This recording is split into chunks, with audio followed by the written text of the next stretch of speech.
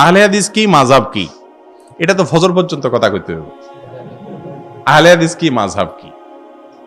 মূলত আহলে হাদিস বলা হয় মুহাদ্দিসিনদেরকে।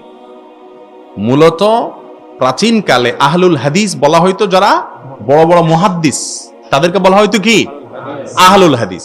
এখন আমাদের দেশে প্রেক্ষাপটে আহলুল হাদিস বলা হয় যারা হাদিসকে অনুসরণের জন্য খুব বেশি চেষ্টা করেন, কোশিশ করেন, এবং বিশেষ কোনো মাযহাব না মেনে নিজে নিজে হাদিস অনুযায়ী চলার চেষ্টা করেন।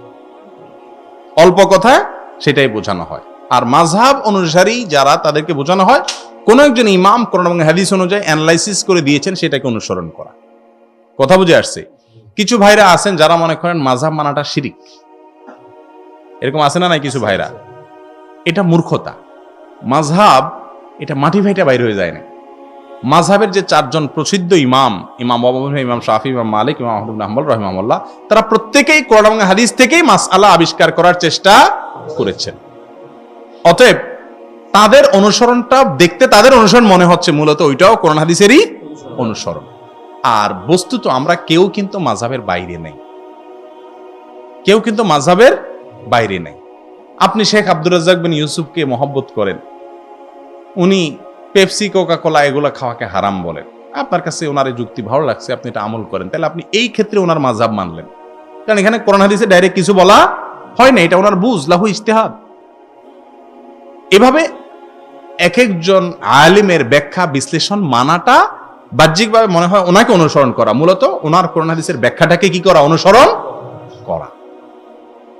এই সম্পর্কে কিতাবুত তাওহীদের ব্যাখ্যায় যথাসম্ভব শেখ সালেহ আল ফাওজান অথবা কোন একজন মানে হায়াত একেবারে ওলামা একজন সদস্য সৌদি আরবের, তিনি লিখেছেন ওয়ালাইসাত তামাযহুবু বিআহাদিল মাযাহিবিল আরবাআতি আইবুন ইউআবু বি। চার মাযহাবের কোন একটা মাযহাবকে অনুসরণ করা এটা কোনো দোষণীয় বিষয় নয়। অন্ধ অনুকরণ যদি হয় সেটা হলো দোষণীয়। আরে ভাই, ইমাম আবু হানিফা রাহমাতুল্লাহির মাযহাবের ওনার ফতোয়ার 1/3 না 2/3 বা এরকম একটা বড় পার্সেন্টেজ হবে, এই পরিমাণে ইখতিলাফ করছে ওনারই শাগরেদ আবু ইউসুফ, মোহাম্মদ এবং জুফর রাহিমাহুল্লাহ। ওস্তাদের কথার ব্যতিক্রম করছে, তাহলে কি অন্ধ অনুসরণ করছে নাকি? দলিলে মনে হয়েছে না ওস্তাদটা সঠিক না, ইখতিলাফ করছেন। এবং হানাফি মাযহাব মানে অনেকে মনে করে আবু রাহমাতুল্লাহ যা বলছে এটাই হানাফি মাযহাব, এটা মূর্খতা। এটা জানেন না আপনি?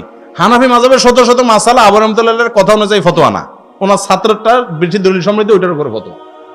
যেমন আপনার নুরুল আনোয়ারে যারা পড়ছেন জানেন, ইমাম আবু রাহমাতুল্লাহর মতে ফার্সি ভাষায় কেরাত পড়া জায়েজ আছে, অর্থাৎ অন্য ভাষায় বাংলায়ও কেরাত পড়া কি জায়েজ আছে, শুধু জায়েজ না উত্তম। অথচ এই কথার উপরে হানাফি মাযহাবের কি না, ফতোয়া না। কথাটা কিন্তু, মতটা কিন্তু আবু রাহমাতুল্লাহর। অতএব যারা মনে করতেছেন যে মাযহাব মানে হলো ওই ব্যক্তিকে অনুসরণ করা, তারা ভুল বুঝতেছেন। মাযহাবের সঠিক ব্যাখ্যা তাদের কাছে নাই। তবে হ্যাঁ, এটাও ঠিক, আমরা আজকাল অন্ধ হয়ে গেছি। সবাই নামে বেনামে বিভিন্নভাবে আমরা অন্ধ হয়ে গেছি। ব্যক্তির অনুসরণ আমাদেরকে অনেক সময় কি করে দেয়, অন্ধ করে দেয়। অথচ মাযহাবও, কোনো মাযহাব, কোনো ইমাম আমাদেরকে অন্ধ হতে শিক্ষা দেন নাই, এবং সেটা নাই অবাস্তব, কিন্তু আমরা সেগুলোকে বাড়াবাড়ি করি। জি, কিয়ামতের পর হাসরের ময়দানে আল্লাহ তাআলা মিজান পাপ পুণ্যের হিসাব করবেন। তখন পাপ পুণ্যের ওজন যদি সমান হয় তাহলে কি করা হবে? দেখুন, জান্নাত এবং জাহান্নাম এই দুইটার মাঝখানে একটা জায়গা থাকবে, যার নাম হবে আরাফ। কোরআনে কারিমে একটা সূরাই আছে, সূরার নাম হলো সূরাতুল। আল্লাহ কোরআনে কারিমে বলছেন ওয়ালাল আরাফি রিজালুন ইয়ারিফুনা কুল্লাম বিসিমা। আরাফে কিছু লোক থাকবে, তারা জান্নাতে দাখিল হয় নাই, ওয়াহুম ইয়াতমাউন কোরআনের ভাষা, কিন্তু জান্নাতে দাখিল হওয়ার প্রতি আগ্রহ তাদের থাকবে। একটা পর্যায়ে আল্লাহ তাদেরকে জান্নাতে দিয়ে দিবেন। অতএব আপনার এটা নিয়ে টেনশন করার দরকার নাই। আল্লাহ এর কি করবে, খুব টেনশনে আছে যে আল্লাহ কি করবে বেচারা। যদি কোনো ছেলের বিয়ে করতে ইচ্ছুক কিন্তু সামর্থ্য না থাকায় বিয়ে করতে পারছে না, তাকে এখন কি করা উচিত? সে রোজা রাখবে।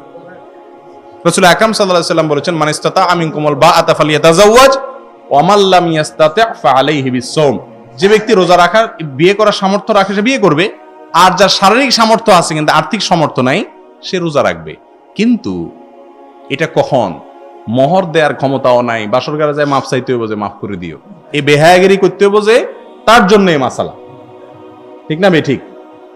আর যার মোহর দেওয়ার ব্যবস্থা আছে, স্ত্রীর কোনো মতে ডাইল ভাত খাওয়ানোর ইন্তজাম করার ব্যবস্থা আছে, তার জন্য এই ফতোয়া না, সে বিয়ে করবে ইনশাআল্লাহ। কথা বুঝতে পারছি? আজকাল তো কয় পায়ে খাড়ান ছাড়া, নিজের পায়ে নিজে দাঁড়ানো ছাড়া বিয়ে করা যাবে না। এন পায়ে, এ কার পায়ে আড়ে? নিজের পায়ে নিজে খাড়ায় না? আসলে এটার ব্যাখ্যা আছে। কেউ মনে করে পায়ে দাঁড়ানো মানে হলো একটা কার হবে, একটা বাড়ি হবে, এটা হলো হেতার পায়ে খাড়ানি। একজনের পায়ে এক সাইজের, আরেকজনের পায়ে খাড়ানি মানে হলো হেতে সাইজে কোন রকম একটা 1020 চাকরি, 10,000 একটা চাকরি হয়ে গেলে আমি পায়ে খাড়াই গেলাম, এটা হেতার পায়ের সাইজ। এক একজনের পায়ের সাইজ এক এক রকম। শরীয়ত আসলে যেই সাইজের পা হলে বিয়ে করার পারমিশন দেয়, এটা হলো কোন মতে ডাইল ভাতের ইন্তজাম করার ব্যবস্থা হলো। আল্লাহ কোরআনে বলছেন ওয়ানকিহুল আয়ামা মিনকুম, তোমাদের অধীনস্থদেরকে তোমরা বিয়ে দাও, ইন ইয়াকুনু ফুকারা ইউগনিহিমুল্লাহু মিন ফাদলি, আল্লাহ তাআলা তাদের দারিদ্র্য দূর করে দিবেন বিয়ে করাইলে, অভাব দূর হয়ে যাবে। আরে ওমর রাদিয়াল্লাহু তাআলা আনহু বলছেন, শুধু ওমর রাদিয়াল্লাহু তাআলা না, কয়েকজন বড় বড় সিনিয়র সাহাবী থেকে পাওয়া গেছে, আজাবান আজাবান লিমান তলাবাল গিনা মিন গায়রি নিকাহ, ওই ব্যক্তিকে দেখে আমার আশ্চর্য হয় যে ব্যক্তি ধনী হইতে চায় কিন্তু বিয়ে করে না। ওমর রাদিয়াল্লাহু তাআলার কথা। তাহলে বোঝা গেল যে আল্লাহ তাআলা কি দিবেন? বরকত দিবেন। তবে হ্যাঁ, ন্যূনতম সামর্থ্য থাকতে হবে। একবার ন্যূনতম সামর্থ্য না থাকলে বিয়ে করা উচিত নয়। অভিভাবকরা যারা ছেলে মেয়েকে বিয়ে করান না, এই পায়ে খাড়ানোর অজুহাত দিই, এরা যদি তলে তলে কোনো গুনাহ করে ফেসবুকে অন্যান্য জায়গায়, এই সব গুনাহের ভার মুরব্বীরা বহন করবেন, মনে রেখে। কিয়ামত দিন কেউ কারোর থাকবে না। এই জন্য দ্রুত বিয়ে দিয়ে দিবেন, দেরি করবেন না। যুবকরা মিষ্টি খাওয়াই দিন আমাদের। বর্তমান যুগে একজন যুবকের বিয়ে করার সঠিক সময় কখন? ওই যে যখন উপযুক্ত হন, বালেগ হয়ে যাবেন, তখনই বিয়ে করবেন ইনশাআল্লাহ। জাযাকুমুল্লাহ খাইর। হাদা ওয়া সাল্লি ওয়া সাল্লিম আলা নবিয়িনা মুহাম্মদ ওয়া জাযাকুমুল্লাহু খাইরা।